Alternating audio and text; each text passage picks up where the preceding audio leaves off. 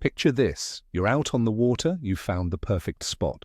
The first cast, bam, fish on. The second, another one. For 15 glorious minutes, it's non-stop action. You finally settle onto your tackle box, pour a coffee and think, today is the day. And then, nothing. Absolute silence. The bite has completely died. It's like someone flipped a light switch off underwater. Sound familiar? We've all been there, staring at a motionless rod tip, wondering where we went wrong. Today, we're going to expose the real culprit behind this 15-minute curse. And I'll give you a hint. It has nothing to do with bad luck. And it's not because the fish suddenly decided to move on. The answer is a lot closer to home than you think. In fact, you're probably sitting on it. So let me ask you this before we dive in. Do you think it's even possible to keep a hot bite going for hours? Let me know in the comments, and let's see if I can change your mind. For generations, fishermen have passed down the same old explanations. The school just swam through. The weather changed. You got to be quiet.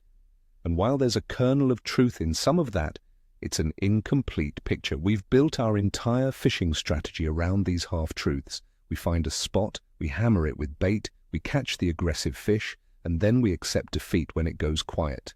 We treat that initial 15-minute flurry as the main event, and everything after is just a bonus. This mindset is the single biggest reason why most anglers go home disappointed. They're playing the opening move of a chess game over and over without ever learning how to play the middle game. They don't realize that their own arrival, their setup, and their initial success are creating the very conditions that shut the bite down.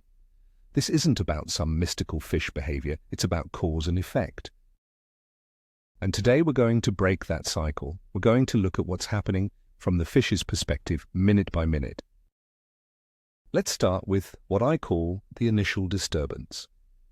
Your arrival is not a silent, graceful event, no matter how hard you try.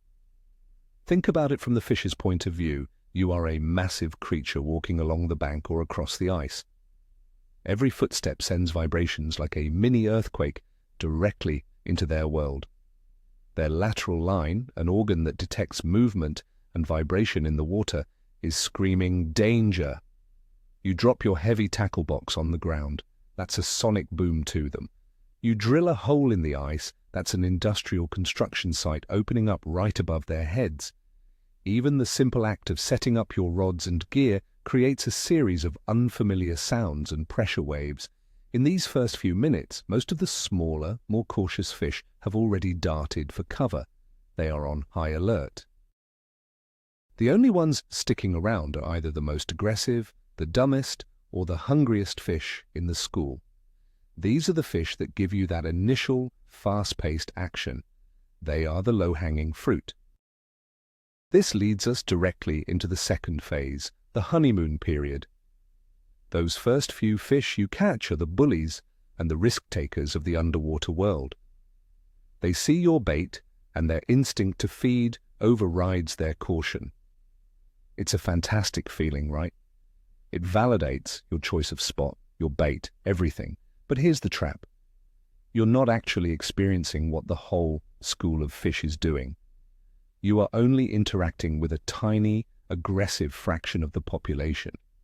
This initial success creates a false sense of security. You think this spot is loaded.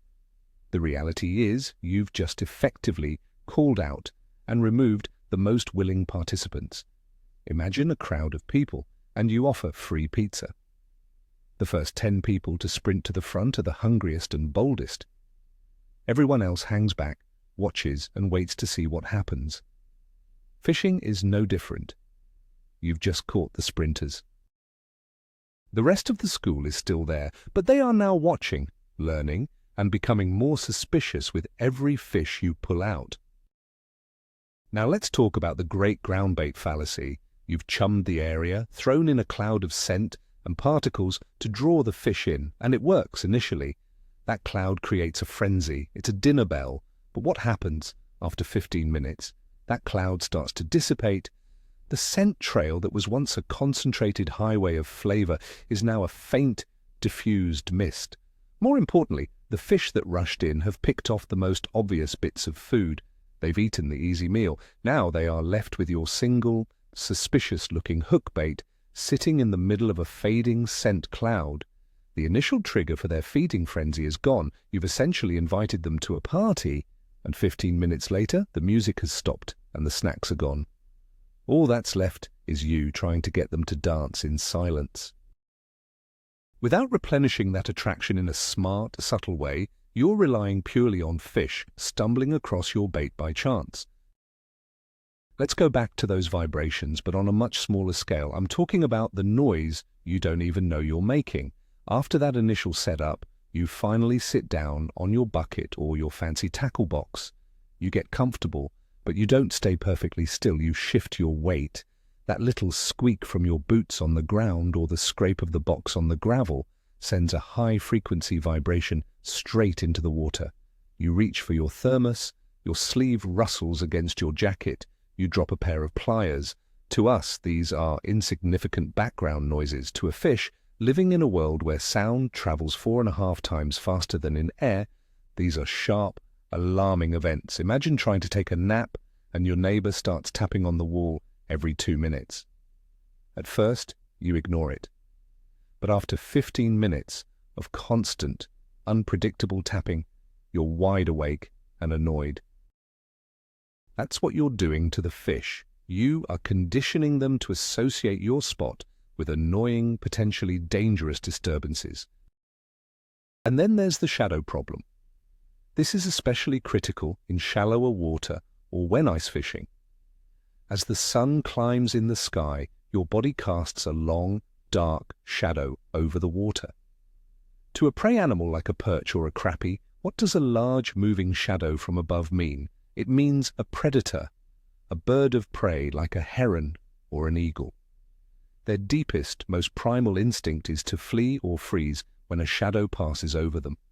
In the first 15 minutes, maybe the sun was at an angle where your shadow wasn't falling directly on your spot. But as you've settled in, the sun has moved and now your silhouette is telegraphing danger right on top of your bait. You might be perfectly still and quiet, but your very presence is a constant looming threat. It's like trying to have a picnic while a hawk circles directly overhead. You're not going to be very relaxed, and you're certainly not going to be focused on eating. Consider the pressure wave from your own casts. Every time your lure or bait hits the water, it creates a splash and a pressure wave that radiates outwards. During that initial hot bite, you were casting frequently, and the aggressive fish were hitting the bait almost as soon as it landed. The disturbance was part of the attraction, but now the remaining fish are wary. They've seen their buddies get yanked out of the water. That splash is no longer a dinner bell, it's an alarm. Repeatedly casting to the exact same spot is like knocking on a door over and over when you know the person inside is hiding from you. You're just reinforcing their fear. The very act of trying to catch them is now the thing that's pushing them away. That constant plop, plop, plop of your lure landing in the same square foot of water is teaching the educated fish exactly which area to avoid. You've created a no-go zone. We need to talk about what happens when you catch that first fish. It's a moment of triumph for you, but it's a horror movie for every other fish in the area.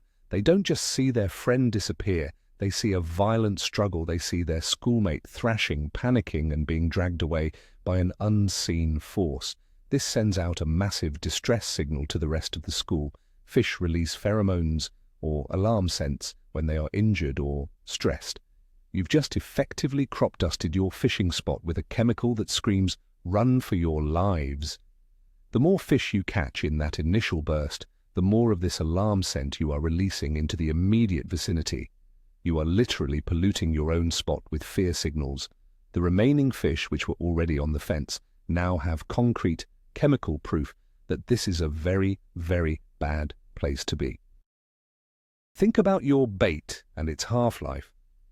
I'm not talking about radioactivity, I'm talking about its effectiveness. When you first put that juicy worm or that scented soft plastic on the hook, it's bursting with life and scent, it's wiggling, it's oozing attractants, it's at 100% effectiveness. But after being in the water for 15 minutes, what has happened? It has washed out.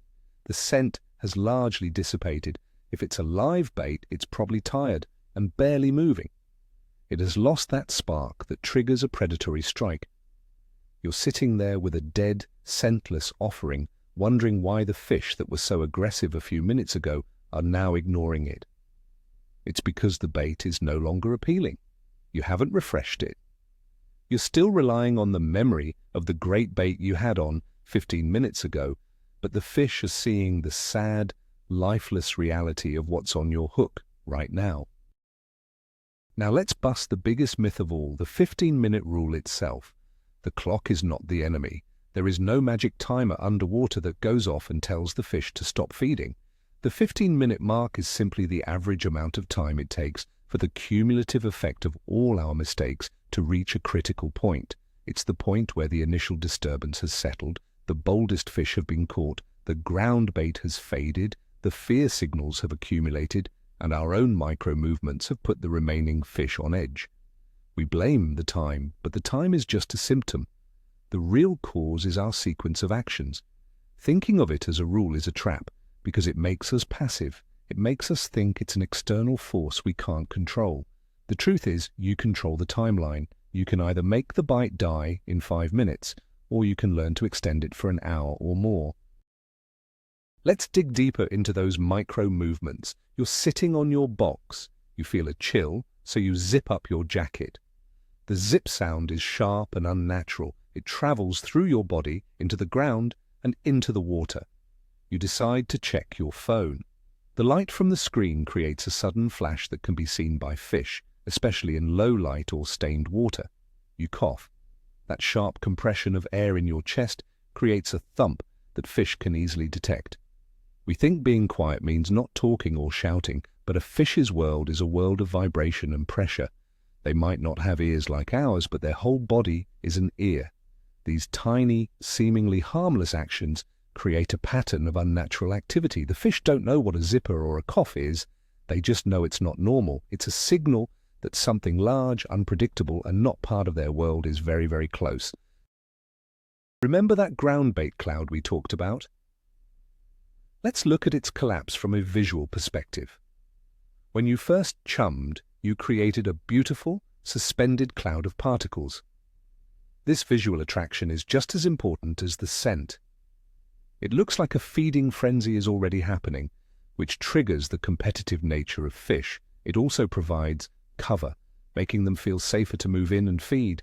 But after 15 minutes, where is that cloud? It's gone. The heavier particles have sunk to the bottom and are likely buried in the silt or sand. The lighter particles have drifted away with the current.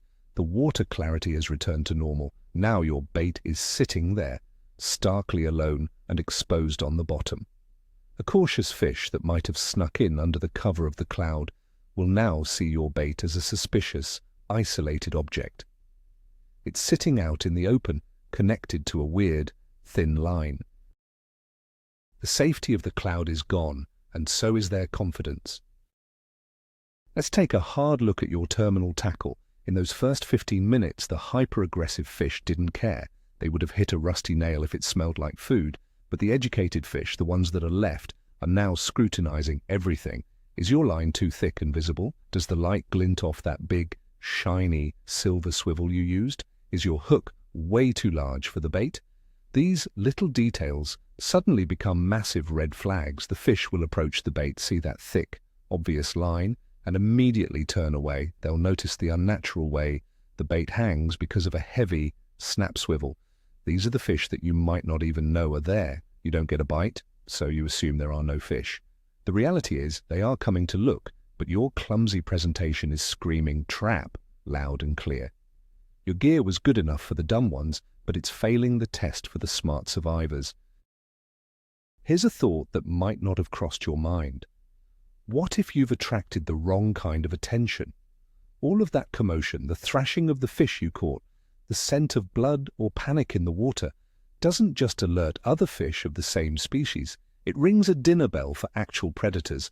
A large pike, a muskie, or even a big bass might have been drawn in by the struggling fish you were reeling in. Once a large predator moves into the area, everything changes. the school of smaller fish you were targeting will scatter and go into hiding. They will not feed. Their only priority is survival. So the spot goes dead, not because the fish you want are gone, but because they are now terrified and hiding in the nearest cover, waiting for the bigger threat to leave. You're sitting there, trying to tempt a 10-inch perch, while a 40-inch pike is lurking right underneath you. We can't ignore the subtle changes in the environment itself, specifically the light conditions. We tend to think of daylight as one constant thing, but it's always changing. The sun is always moving across the sky. In the span of 15 or 20 minutes, the angle of the sun can change significantly. A spot that was in the shadows might now be in direct sunlight. This can make your line more visible. It can also cause the fish to reposition to find new cover or a more comfortable spot. A submerged log that was providing perfect ambush cover might become exposed by the light, forcing the fish to move just a few feet away. But those few feet might as well be a mile if you don't adjust with them. You're still casting to the spot that was good 20 minutes ago, not the spot that is good right now. The fish didn't leave the area, they just shifted their position in response to the changing light. Let's touch on barometric pressure, the fisherman's favorite scapegoat. We love to say the pressure must be dropping. But here's the thing, fish don't react to the pressure itself as much as they react to the change in pressure. A steady high or a steady low pressure, and fish will generally adapt and feed. It's the rapid movement, the transition, that can turn them on or off. It's possible that your hot bite coincided with a period of stable pressure, and in the 15 minutes you were fishing, a front started to move in, causing the pressure to change rapidly. This can make fish feel uncomfortable and kill their appetite. So while you're blaming your technique, it could be a macro weather event. However, this is far less common than the angler-created problems we've discussed. Before you blame the barometer, make sure you haven't made one of the other 19 mistakes first. It's usually the easiest excuse, but rarely the right one. There is such a thing as being too generous. I'm talking about overfeeding your spot. In your initial excitement, you threw in a ton of ground bait corn or chopped worms. The fish came in and feasted, and now they're full. It's that simple. You've given them an all-you-can-eat buffet, and your single hook bait is like trying to offer one more wafer-thin mint to a man who has just finished a giant meal. They have no incentive to eat your offering, especially since it's the one with a sharp, pointy thing hidden inside. They will sit in the area digesting their meal and completely ignore your bait. The spot seems dead, but it's actually full of satisfied, non-feeding fish. The key to effective chumming is to create competition, not satisfaction. You want to give them just enough to get them excited and looking for more, not enough to fill their bellies. Let's talk about your casting rhythm. In the beginning, your rhythm was likely fast and frantic. You were casting, getting a bite, reeling in, rebaiting, and casting again. This created a lot of activity and motion that attracted fish. But once the bite slowed, what did your rhythm become? You probably slowed down, you started dead sticking it, leaving your bait to sit motionless on the bottom for long periods. You went from an active presentation to a completely passive one, and this change in rhythm can be a killer. The fish that were drawn in by movement are no longer interested. You've changed the very nature of the presentation that was working. Sometimes all it takes to restart the bite is to reintroduce that motion. A slight twitch of the rod tip, a slow drag of the bait across the bottom, or even recasting more frequently can be the trigger that gets a hesitant fish to commit. This brings us to a huge psychological mistake, the comfort zone trap. You had success in the first 15 minutes, so you lock into that exact spot, that exact bait, and that exact presentation. You sit on your box, get comfortable, and you stop thinking. You stop being an active hunter and you become a passive waiter. But fishing is a dynamic process. The conditions are always changing. The mood of the fish is changing. The ones that are left are smarter than the ones you already caught. By refusing to adapt, you are guaranteeing your own failure. Maybe you need to switch to a smaller bait. Maybe you need to use a lighter line. Maybe you need to cast 5 feet to the left of where you were catching them before. The hot bite died, and instead of asking why and experimenting, you just sat there hoping it would magically come back. The fish adapted to you, you failed to adapt to them.